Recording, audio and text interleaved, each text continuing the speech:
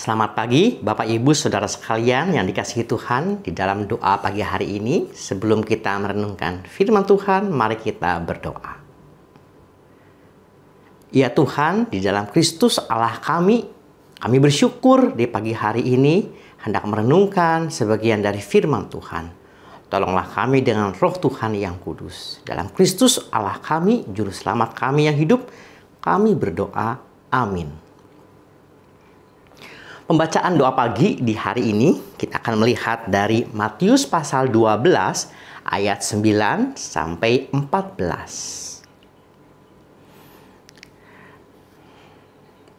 Setelah pergi dari sana, Yesus masuk ke rumah ibadat mereka. Di situ ada seorang yang mati sebelah tangannya. Mereka bertanya kepadanya, "Bolehkah menyembuhkan orang pada hari Sabat?" Maksud mereka ialah supaya dapat mempersalahkan dia. Tetapi Yesus berkata kepada mereka, "Jika seorang dari antara kamu mempunyai seekor domba dan domba itu terjatuh ke dalam lubang pada hari Sabat, tidakkah ia akan menangkapnya dan mengeluarkannya? Bukankah manusia lebih berharga daripada domba? Karena itu, boleh berbuat baik pada hari Sabat." Lalu kata Yesus kepada orang itu, "Ulurkanlah tanganmu." Dan ia mengulurkannya, maka pulihlah tangannya itu dan menjadi sehat seperti tangannya yang lain. Lalu keluarlah orang-orang Farisi itu dan bersekongkol untuk membunuh dia.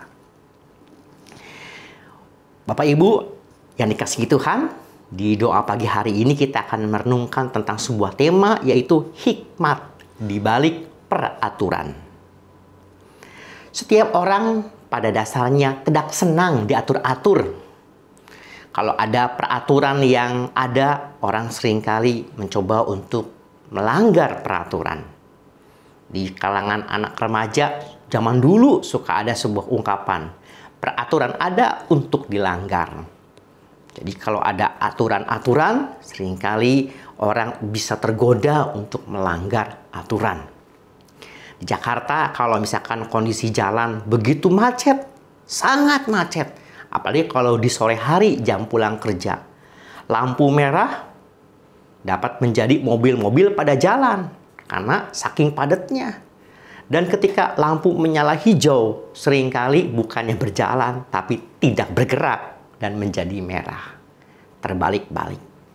Kenapa hal itu terjadi? Karena manusia pada dasarnya tidak suka untuk diatur-atur.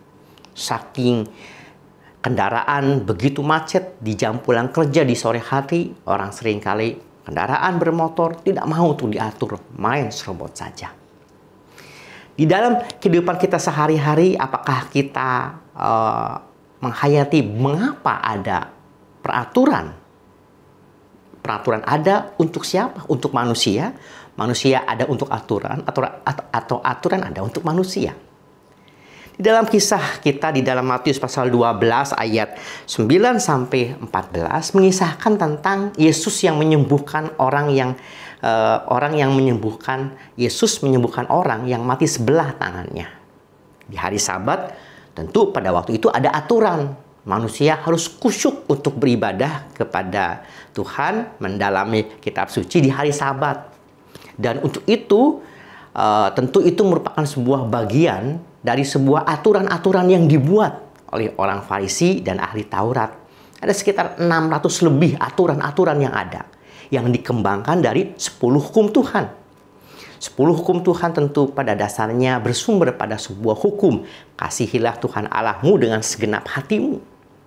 Dari hukum yang sederhana, yang kemudian itu yang menjadi dasar pegangan yang dikembangkan dari 10 hukum Tuhan menjadi 600 lebih aturan.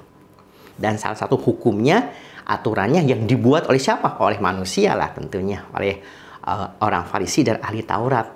Artinya tidak boleh menyembuhkan orang pada hari Sabat. Nah, kenapa demikian? Karena aturan itu ada supaya manusia semakin khusyuk beribadah kepada Tuhan. Aturan itu ada dibuat oleh orang Farisi dan ahli Taurat. Tetapi ketika Yesus melihat ada Dan suatu kali mereka bertanya, nah, bolehkah menyembuhkan orang pada hari Sabat? Tentu harusnya jawabannya boleh. Tetapi maksud mereka adalah supaya untuk mempersalahkan dia. Mereka tahu bahwa Yesus punya kerinduan untuk menyembuhkan banyak orang. Dan mereka mau memperhadapkan, membenturkan antara Yesus dengan aturan. Kalau Yesus menyembuhkan, berarti Yesus melanggar aturan yang sudah dibuat oleh manusia tentunya. Dan itu menunjukkan bahwa Yesus tidak taat aturan. Tapi kalau Yesus tidak menyembuhkan, berarti Yesus bukanlah Tuhan yang peduli. Yesus tahu maksud mereka. Maksud mereka adalah mau menguji dirinya. Mau menyembuhkan atau tidak. Mau taat aturan atau tidak. Mau melawan aturan penguasa yang sudah dibuat atau tidak. Yesus kemudian menjawab dengan sebuah ilustrasi. Kalau misalkan ada binatang peliharaan yang terjatuh di hari Sabat, bukankah orang juga pemiliknya akan menolong? Bukan. Kenapa? Karena kasih yang harusnya lebih besar daripada aturan. Dari sini kita juga dapat melihat. Dengan demikian para ahli orang Farisi menjadi begitu kesal. Yesus melanggar aturan. Pada dasarnya bukan soal melanggar aturan. Yesus melanggar otoritas mereka. Yesus melawan keberadaan dari ahli Taurat. Aku yang membuat aturan. Kamu melanggarnya, berarti kamu melawan aku. Kira-kira inti persoalannya demikian. Nah, kemudian pada hari ini yang mau kita renungkan adalah bagaimana kemudian kita sebagai warga negara, sebagai pekerja dari sebuah perusahaan atau karyawan, tentu tidak lepas dari aturan. Dan kemudian bagaimana kita dapat berhikmat. Mana peraturan yang perlu diikuti dengan taat? Atau kita melakukan peraturan hanya sekadar karena takut dihukum? Atau karena untuk kebaikan banyak orang? Atau karena hikmat yang lebih mendalam? Aku mau taat kepada peraturan karena aku mengasihi Tuhan Allahku, mengasihi sesamaku manusia. Sebagai bentuk dari kasih, ada sebuah kehidupan yang bersedia untuk diatur dalam aturan. Namun tentu aturan bukanlah segala-galanya, karena aturan ada untuk menolong umat manusia hidup lebih baik, hidup dalam kasih. Dan kiranya di pagi hari ini kita boleh menghayati segala apapun bentuk aturan yang ada dalam kehidupan kita.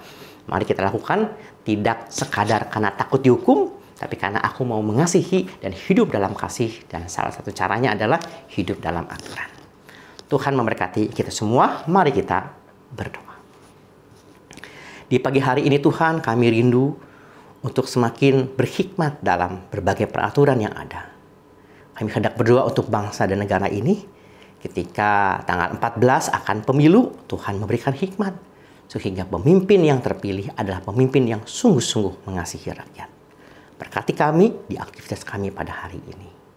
Dalam Kristus yang memberikan hikmat, pertolongan, kekuatan, dan semangat. Kami berdoa. Amin. Tuhan berkati kita semua. Sampai jumpa lagi. Bagi Bapak Ibu yang memiliki pergumulan khusus dan ingin didoakan, bisa menghubungi rekan-rekan pendeta di nomor berikut.